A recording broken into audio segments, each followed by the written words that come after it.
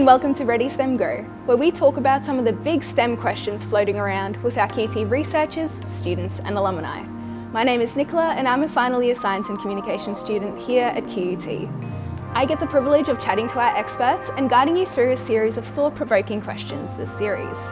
We're here today at one of the QUT first year science labs. QUT would like to acknowledge the Turrbal and Yagara as the First Nations owners of the land on which QUT now stands. We pay respect to their elders, laws, customs and creation spirits, and recognise that these places have always been places of teaching, research and learning. So with me today is Michael Horn. Michael Horn is an energy researcher and self-described tinkerer. So Michael actually started his studies at QUT with a Bachelor of Science majoring in physics, and then went on to first class honours, and then went on to complete his PhD in energy storage materials. One of his most popular works is a review on supercapacitors for electric vehicles, which I'm super excited to unpack further. So today we'll be unpacking Michael's work through the lens, energy and batteries, are they powering a sustainable future? Welcome Michael, thanks for being here today. Yeah, thank you for having me.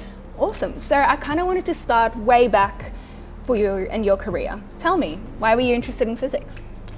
I guess I would say that was really me following my talents. I spent a bit of time after high school. I even did a little bit of study in health science stuff straight out of high school, and then spent quite a few years wondering what should I do with myself and doing various different jobs, and just kind of a little bit let go of the what do I want question versus what can I do to best kind of chip in and you know, be a part of the bigger picture.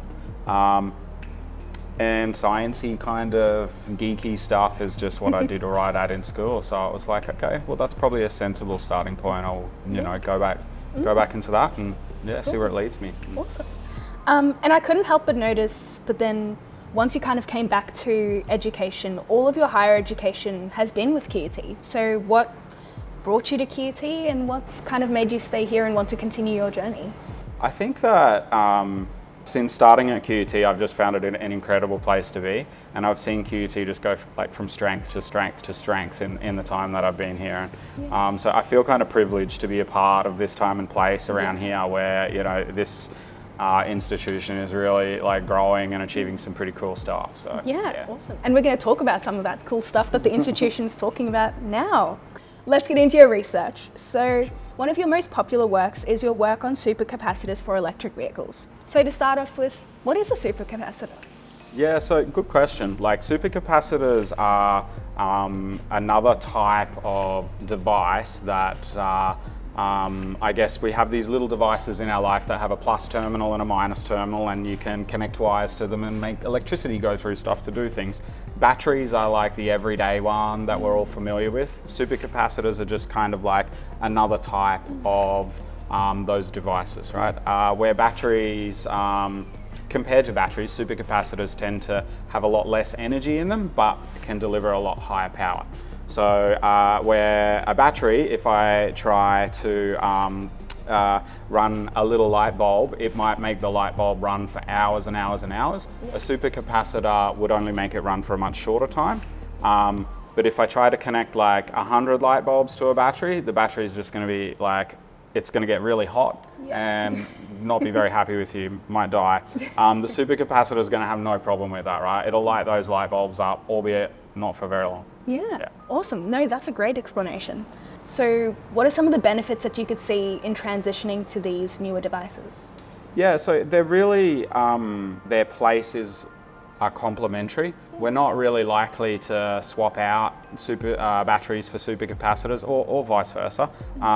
But supercapacitors are really good for delivering those real high power loads that you need and having a real long life cycle. So examples are some hybrid vehicle systems. They're really good at recatching the really high power that you need for regenerative braking, something like that. Whereas batteries are not really quite as efficient at that unless you make them a certain size. Yeah, no, that's awesome. So why is research into these kind of new energy storage materials important? So the materials are kind of everything for these devices, right? It's all about what we stick together inside those layers inside the device. And supercapacitors are kind of a bit relatively new compared to batteries. So there is a lot of work going on into what can make a really good material for one of the terminals or both the terminals inside those. So kind of what problems are you trying to solve through that research? Yeah, so the supercapacitor research was what I was doing for my PhD. So I'm not really actively working so much on the supercapacitor side of things right now, but some of the challenges are pretty general, Yeah. right? Like, so I work now more so with battery research, but the challenges are always how do we make the materials work for longer, deliver more energy, more power, and ideally cost less, right? So this is like a kind of impossible, never-ending task to try and balance all of these different things. And so my research then on the supercapacitors was about how to get more energy into the same sort of size package to make them a bit more battery-like. Yeah. Now that I'm working more on batteries, ironically, it's a bit more like how do I make the batteries handle a bit more power so that we can charge and discharge faster, like supercapacitors, but without killing them. That's also very, very important. Yeah. So I'd love to know more about your current work and where kind of life has taken you post-PhD. Yeah, so I'm working at one of QUT's distributed facilities, like another place that's not on the campus, right? What we're trying to do there is build a lot of testing capability for batteries and all sorts of parts of the battery value chain. So Yeah. we make materials there, we make batteries there, but we put some together into packs and we test packs and other bigger things as well. So. Yeah. So you mentioned the CRC. Kind of why was that created, do you know? The CRC, this is like an entity, right? It's sort of like just a particular structure that Australia has to do some research, and it means that there has to be unis involved, there has to be some companies like industry involved, and government as well, and they all sort of chuck their money together and try to achieve some big strategy, some big picture outcome. The Future Battery Industries one is about trying to give Australia this for Australia to contribute more to this space of the battery industry, because we have a lot of critical minerals here.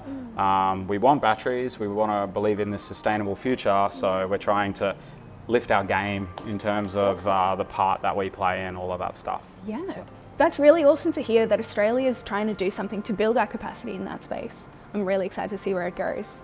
I'm actually considering doing my honours next year, and taking a step into research can kind of be a bit daunting. So what are some ways that undergrad students could kind of prepare, get a taste, or get their foot in the door into research?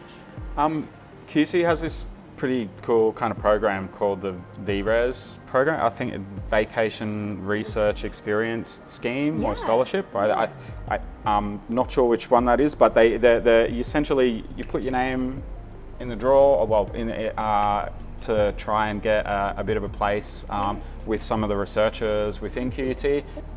If you get accepted, you'll get paid sort of like to do some work over your holidays. And you're getting to talk to some researchers and getting to see their work. That's pretty cool. Have you ever hosted some students?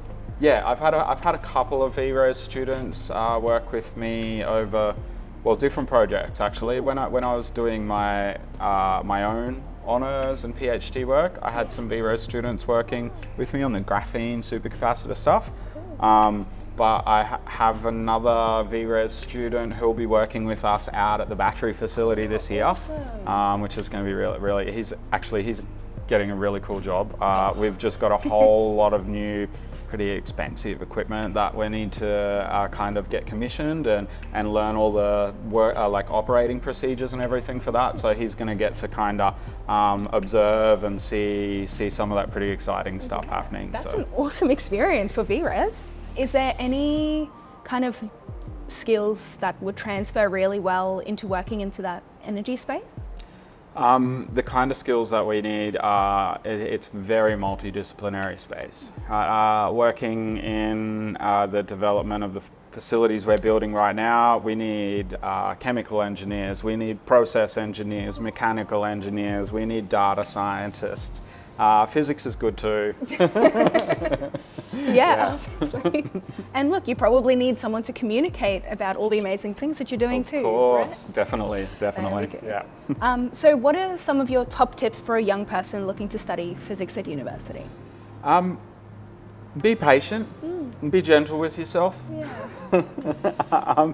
Uni's a path. It's a journey, right? I've been hanging around this place a little while now, and you see people coming in from different walks of life. But I guess the typical path is probably out of school, and you're kind of going to learn how to adult here. Yeah, exactly. And that's a whole job in and of itself, and that's for every subject regardless, right? But when you're doing something like physics that can really strain your brain sometimes, doing all that maths and problem solving stuff, just be gentle with yourself, be patient, don't give up too easily, right? Because you're going to have plenty of moments where you're going to feel like giving up. But Was there anything in particular that prompted your studies to do your honours on those graphene supercapacitors? I guess it was that kind of sustainability themes, the themes of being able to contribute to reducing some of the impact of alternative things, fossil fuel, burning, that sort of stuff. But I think I've always kind of the tinkerer side, I've always liked to play with things like cars and machines and that sort of stuff too. And I just see that the thing that's storing the electricity on anything that isn't plugged into a wall is going to be a really, really, really, really important part of that. And that's not going to change anytime soon. So if I like tinkering and playing with all of those kinds of machines and understanding that kind of stuff, well then, I felt like that this is like the heart of it in a way, right? So why not get involved in that? And there's plenty to do. That's a beautiful note to end on. Thank you so much for joining me today, Michael. Yeah, thank you very much for having me, Nicola. And for those of you watching, stay tuned for our next Ready STEM Go episode. Yeah.